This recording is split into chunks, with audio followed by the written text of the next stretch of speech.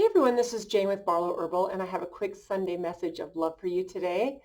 I've noticed that what is happening out there in this world in the summer of 2020, right now where we are all vibrating in this crazy world that we're living in and a lot of uncertainty happening, is that we are all judging each other depending on what they're doing or not doing. And I've caught myself being guilty of this as well. And I wanted to take a minute and remind you to maybe step back and realize a couple of things that I've kind of been realizing as we're going along here.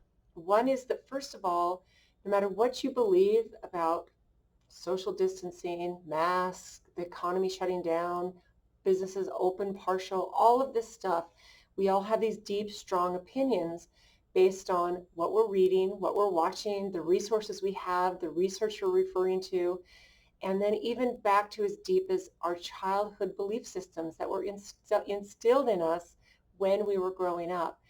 And what I've realized is that I can hold my belief systems and the way I choose to live my life in a good sense, but I can't judge other people because they have just as deep belief systems in the way they're choosing to live their life. And it is frustrating when we see these things happening in the world that we feel are wrong, on no matter what side you're on. And so what I want to encourage you to do is to, rather than judge your fellow humans because you really don't know what's going on with them, give them unconditional love and don't judge the way they're acting.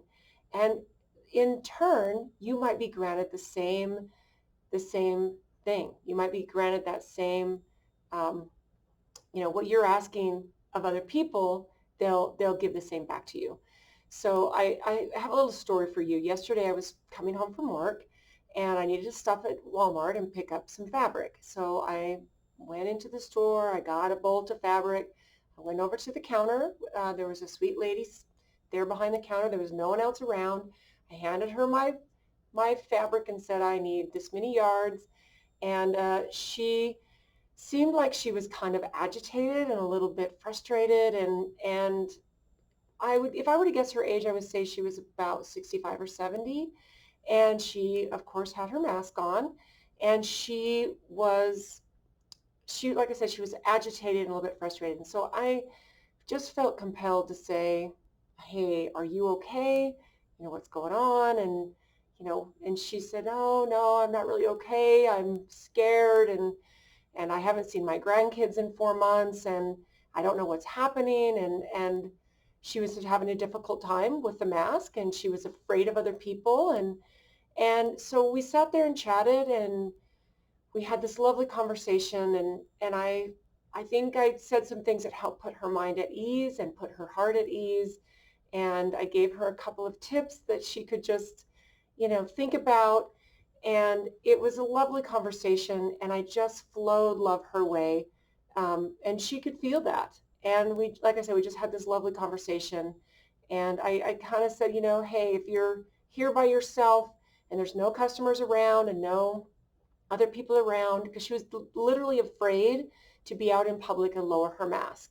I said, look, when there's nobody around, take your mask down a little bit underneath your nose so that you can breathe, because she was also having trouble breathing as she was in her mask for these big long hours during her shift.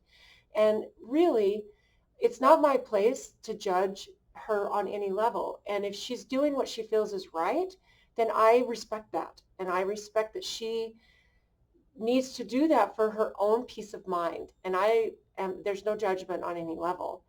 So I think that because we're so caught in these polarizing views of what's right and what's wrong, when in reality, we don't know. We don't know what's going on with people.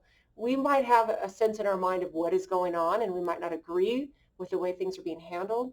But as far as what each individual person is doing and what they're experiencing, they might have a health problem. They might have an elderly grandmother or mother that they take care of and they can't be exposed. I mean, we do not know what each person has going on in their life, and we don't know what they're doing and how they're responding. I think all of us are doing the best we can. So what I would encourage you to do is respect and give unconditional love to your fellow humans, because that is one way that we're going to get through this together. And the second thing is to be proactive. Don't expect anybody to take care of your health. Write to your congressman, your representatives, your senators, whoever you need to write to. You know, I actually showed up at a protest in Salt Lake City this week at the state capitol because it was something that I felt was important. And it was something that, you know, I really, to be honest, didn't want to give up my evening and go down to the Capitol in Salt Lake. It was a hot day, but I wanted to go home and relax after a long day. And I think this is where we find ourselves caught, is we are not willing to step up and be proactive in the things that we believe in. So this is one thing that I would really encourage you to do. If you have strong belief systems, no matter what they are, please do something. Please be proactive, because that is what makes us humans. That is how we have progress. That is how we voice our opinion and how we have change on whatever that looks like for you. So I hope you have an amazing day. I hope that you remember that we're all in this together, and that when we are in love rather than fear, everything can look completely different. So have an amazing day, guys. Thanks for tuning in, and we'll talk to you soon.